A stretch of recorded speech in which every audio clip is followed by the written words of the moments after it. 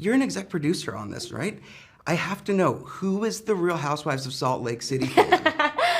I'm gonna give that over to like maybe Allison or our producers like Brunson or Flavia, because that wasn't me, but I saw it in the film and it makes me laugh every time. It was iconic. Like the minute I saw that, I was like, I know exactly where this is happening.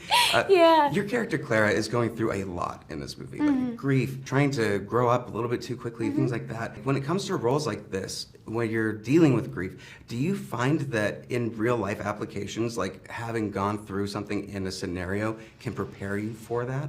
It's always a fine line to walk whenever you're playing a character that's dealing with so much grief or so many emotional scenes, because it's like, how long am I going to torture myself with things that have happened in my life, or dredge up old dramas or situations to connect with a character. I listen to a ton of music whenever I prepare for like emotional scenes, just because I find that even if it's not something I've gone through, listening to music and lyrics and the emotions that I feel whenever I'm like listening to the strings or the piano or something, really puts me in a certain mood or a zone. There's so much going with you and your mom, and that dynamic is amazing in this. I loved the chemistry with it.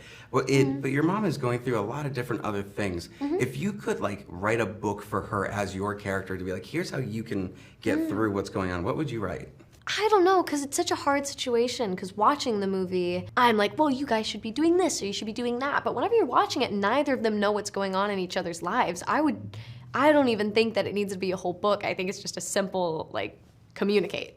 Just talk to each other is the only thing that I would say to them, because it's just the biggest miscommunication trope. They don't know what's going on in each other's lives, and one person's thinking one thing, the other's thinking another, and then it all gets tied up in the crosshairs, but eventually they figured it out and found their way. And if there was one thing that you could give to younger audiences that are going to watch this movie that they could take away from with this, what would you say?